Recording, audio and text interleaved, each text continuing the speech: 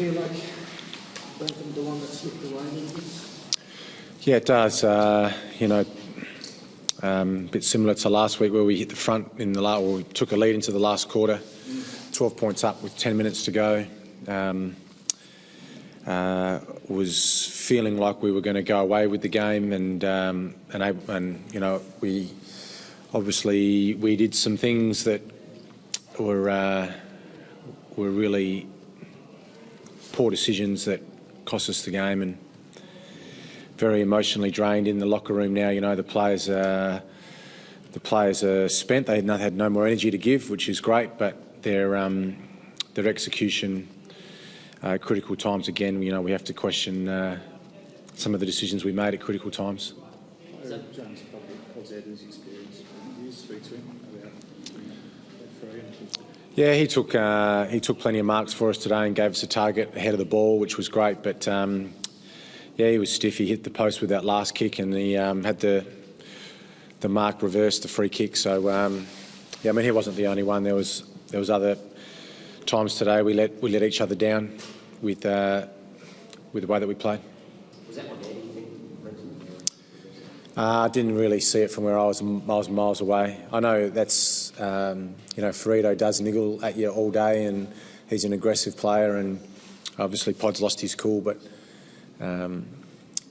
like I said, a critical time of the game, but there was other moments that we could have handled better as well. You're obviously pretty shattered. Do you sit down and talk to the players now, or you just wait and let the steam? We've had a chat already. We'll review the game as we always do. We have to find ways to get better in those moments when we hit the front and we should go on and win. We let sides get back into the game too often, and that's the 6th time this year we've lost a game by less than 2 goals. So we're not far away, but we're still not good enough to be able to compete with those top 8 sides. Too often we let opportunities slip, and too many times this year it's been right there for us to just take and grab it, and we haven't been able to come away with the points. So when this season does end, we'll have to have a look at ways to spend the summer teaching these boys how to handle, late in game situations much better than what we've showed this season. Do you feel like you deserved it? That's an interesting question. Yeah, we'll have to wait until next Sunday to see where we finish on the ladder, and we've missed a great opportunity to, I guess, control where we went from here. 2 wins would have put us in.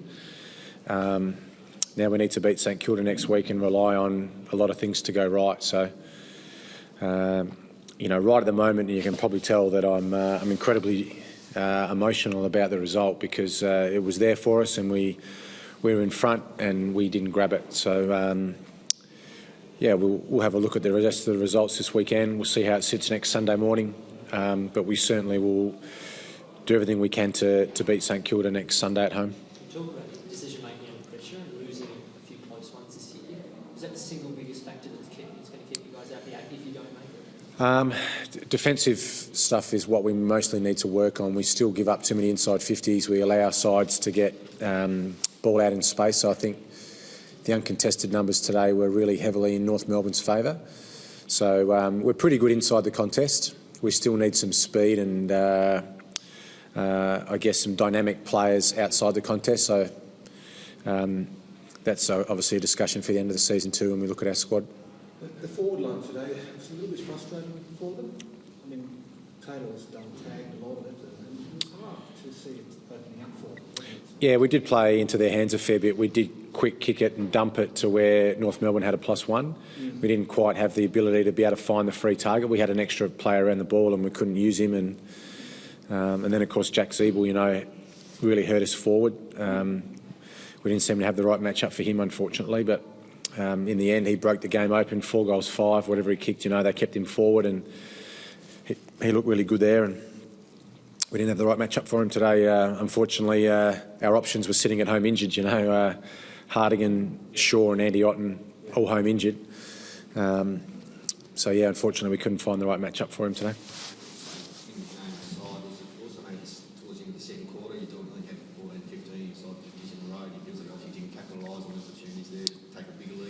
Yeah, that's been the story of our season. We haven't been able to capitalise on our inside 50s in that second quarter when we locked the ball away there for almost 10 minutes in our forward half, but didn't come away with much.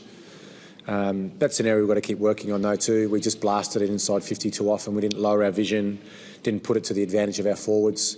We just sort of kicked it up in the air and hoped that we'd get someone take a mark. But you can tell by today we've got a long way to go with our development and improvement, and really disappointed that we didn't take an opportunity that was right there for us today. Once it's all settled down and you've had the review and all that, how will you approach next week, and how many things can you really tidy up in such a short time span? Yeah, we work really hard during the week looking to improve all aspects of our game, and there's always 2 or 3 things that really stand out from the previous match.